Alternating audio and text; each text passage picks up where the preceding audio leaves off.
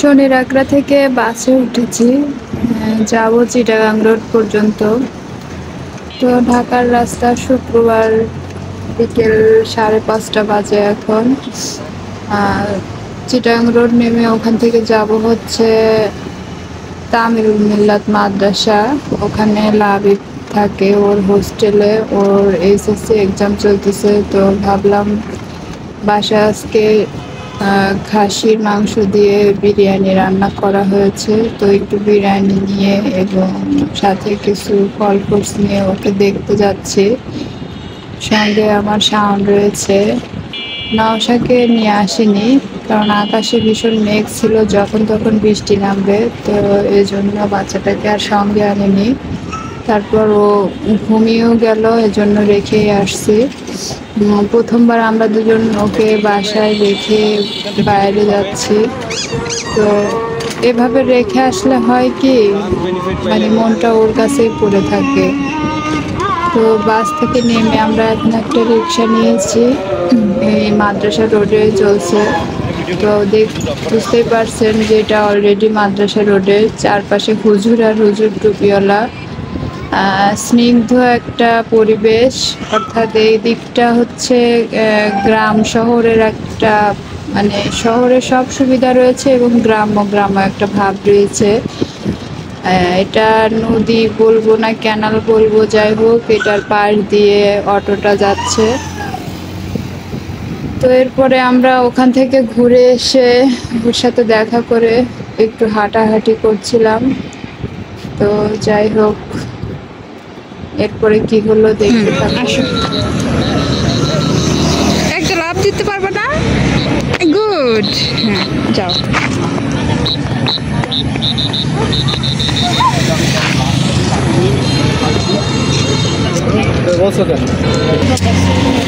হ্যাঁ, আমার মাছের একটা ভিডিও নিই। হ্যাঁ,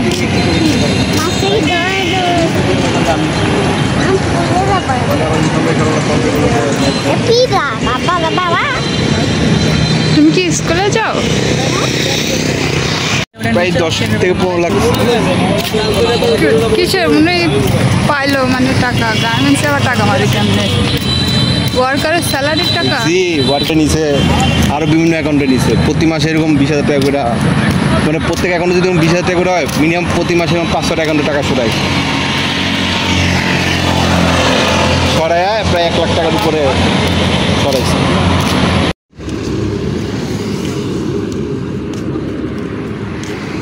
গার্মেন্টস থেকে টাকা খাওয়ার অনেক ওয়ে আছে।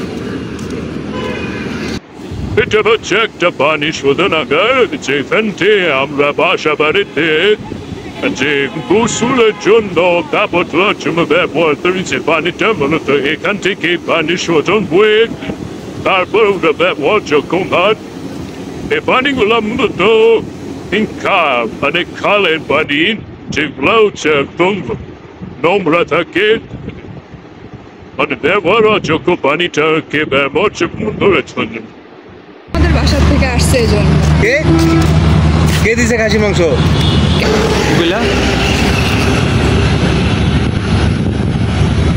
কি তুলো দিই? আচ্ছা তুলো।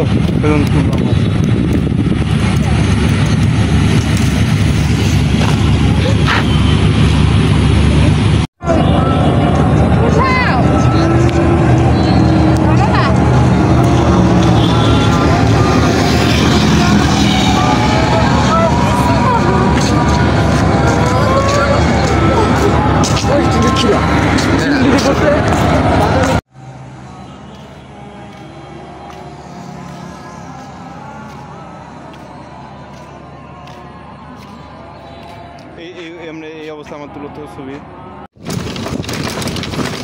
কাছে যাও।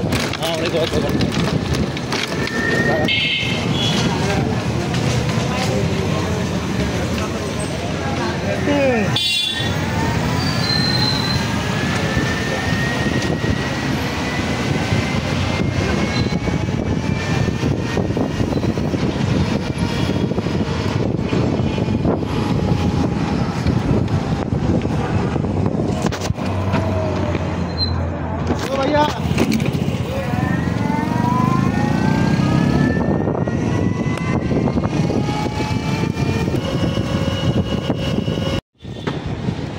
আমাদের রিক্সা ভ্রমণ প্রায় শেষের দিকে, সন্ধ্যা গড়িয়ে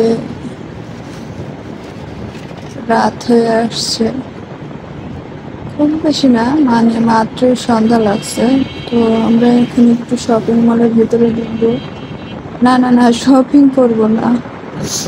মোবাইলের গ্লাসটা, অর্থাৎ প্রোটেক্টর গ্লাসটা যেটা মোবাইলের সঙ্গে দিয়েছিল, ওটা আমি এটা ফেলে দিয়ে একদম ভেঙে গুঁড়ো গুঁড়ো করে ফেলেছে।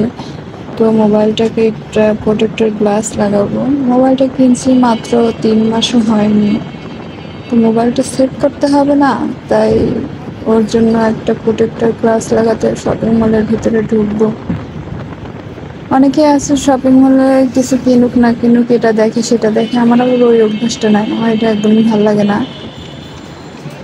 তো কার কার এই অভ্যাস আছে একটু হাত তোলেন তো, কমেন্টে করে জানান। হ্যাঁ, আমার এই অভ্যাসটা আছে। তো এটাও ভালো, এটা করে অনেকে টাইম পাস করে। কিন্তু আমার কাছে টাকা না থাকলে আমার কোনো জিনিস যদি পছন্দ হয়ে যায় পরে মন খারাপ হয়ে যায়, কারণ সেই জিনিসটা নিতে না পারলে, এই জন্য আমি কোনো কিছু দেখতেই যাই না। আমার কাছে যখন টাকা থাকবে তখনই আমি শুধুমাত্র শপিংয়ে যাই। তো সবাই ভালো থাকবেন, নওশাজানের পাশে থাকবেন। আল্লাহ হাফেজ, বাই বাই।